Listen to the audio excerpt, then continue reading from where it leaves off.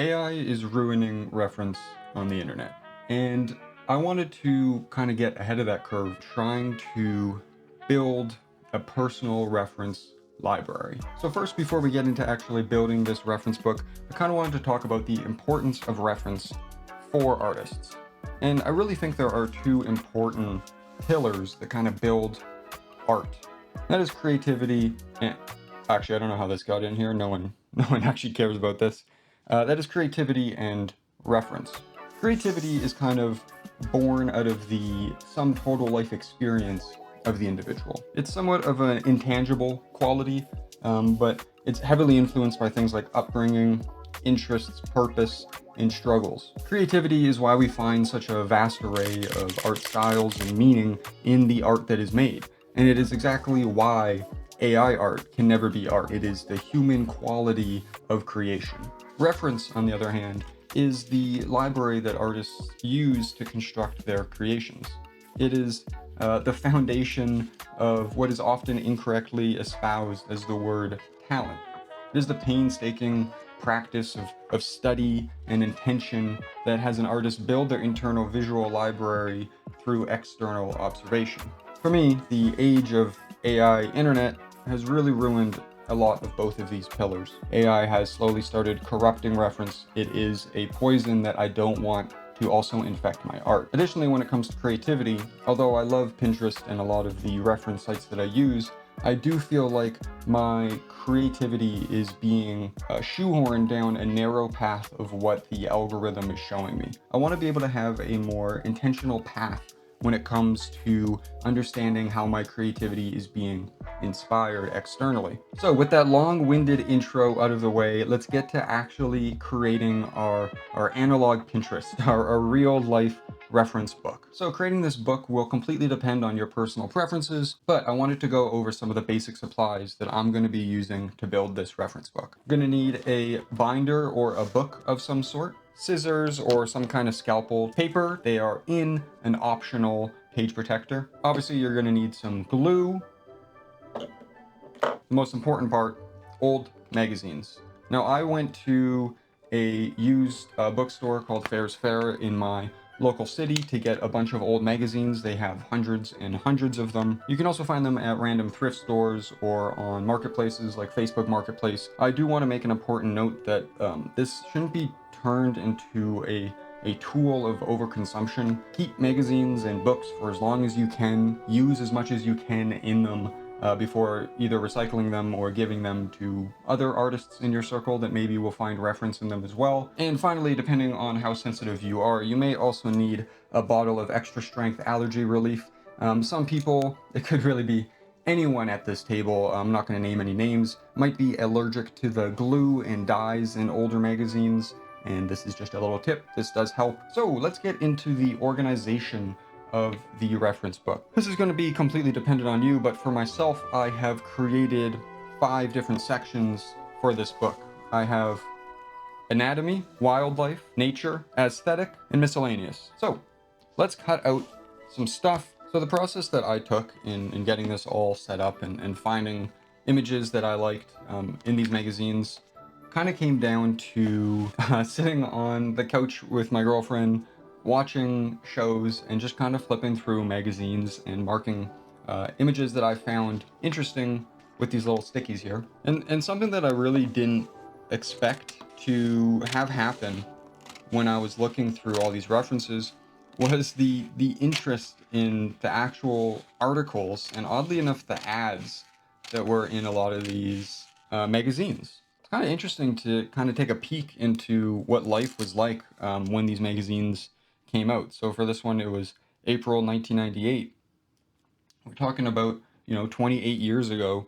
The types of ads and things people were interested in at that time was part of the process that became very interesting to me. It is completely up to you how intentional you want to be on cutting these images out. I'm kind of taking the approach of keeping these a little bit more rough, but I do want to get all the noise and other information that I am not interested in out of these at least. Obviously, you're going to find lots of cool stuff in all sorts of different magazines, but think of it in terms of what you want to accomplish as an artist, but also where you want your art to lead. This is kind of the whole thing I was talking about with the algorithm leading my creativity. I have a very specific vision of where I want my art to slowly develop towards. And it's something that I don't think an algorithm would be able to point me towards, because it's not something that I have a great amount of interest in for references currently.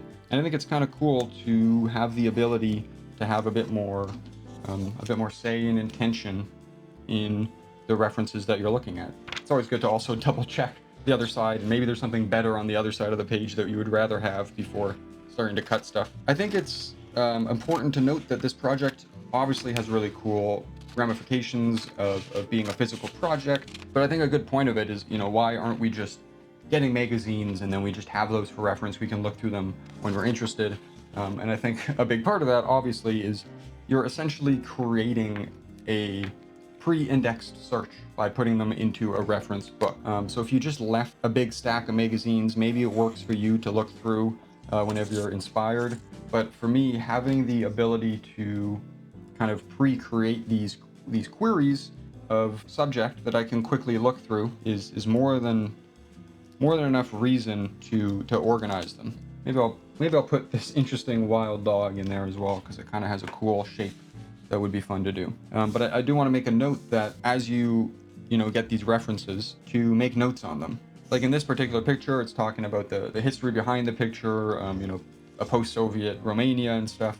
And I think it's kind of cool to get a little bit of insight on the references that you're getting, to understand the life experience, even if it's just a tree or this person or an animal or whatever it is, but the experience behind the image. So in the future, as I make these pages, I am going to be writing notes beside it, just to kind of give myself a little bit of insight. So unfortunately for some of these that kind of go across 2 pages, the best you can do is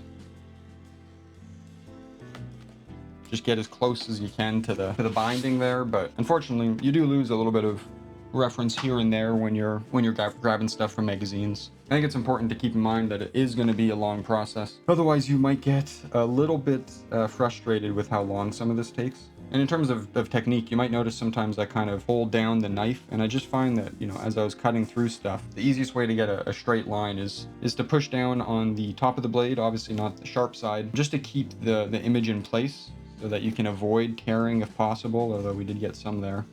Okay, so I'm going to start with just organizing what reference will go on what page, and then I'm going to figure out how much I can fit on a single page. Maybe if there's a certain theme, if I have too many that might go together, that would make sense on a page together. For example, on this one, maybe it makes sense to have more, wild dogs, wolves, and foxes, and less of these octopuses.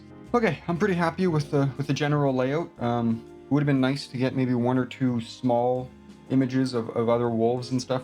If I had planned this out a bit more correctly. If I wasn't doing a video, I might jump into the magazines and try and find a couple small ones to fill out these gaps. I think this is good enough for this page, so let's get this done.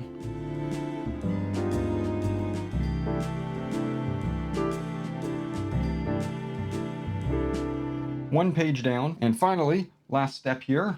I'm just going to put it in a page protector here. All right, there we go. It is protected and easily viewable. I'm going to put this in the binder, and I'm going to work on these other 3 pages off screen. It's going to be kind of boring. I don't really have too much else to talk about in terms of this reference binder, but I will be back shortly with a start of my my analog reference book I'm very excited about. All right, we are back. I have successfully completed the gluing and organizing of each reference page. Here we have anatomy. Here's our wildlife one. Nature. Finally, aesthetic. I know it's a little bit vague, but just kind of cool, interesting visual stuff that I find throughout the magazines I thought I'd put here. And then miscellaneous, of course, we haven't quite gotten to, but this is where I'll put anything that doesn't quite fit any of the other categories, but I think will be useful for reference. The page protectors are doing some extra lifting here of keeping everything on the page. So if you are doing this kind of setup, I do recommend also using the page protectors. They definitely help. And another thing I wanted to mention while I was doing this whole project, something I thought of, is it really does bring you back to kind of like school project vibes. Part of art is kind of reconnecting with like the childhood wonder of creativity. Doing any sort of art really reconnects you to that part of yourself, which I think is very important. But this in particular really brought me back to like school projects and stuff, and it turned out being more fun than I thought it was going to be. So yeah, I think that's going to kind of bring us to the end of the video here. I mentioned this throughout the video and in my previous video on analog media, but I think it's important to reiterate here. If this video inspires you to make your own personal reference book, that's great, but don't let this inspiration manifest into a wasteful consumerist trap. We have enough trends filling our landfills with garbage and padding the pockets of oligarchs. All I ask is try your best to shop local and used. Share your resources with other artists that might be interested in this, and take your time. Make sure it's something you are going to actually find value in. It's something that I have thought about a lot before I kind of hopped into it. I've been thinking about this kind of for like a year almost.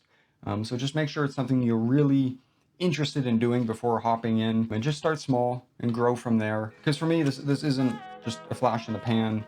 This is a slow, lifelong exploration on the art of reference.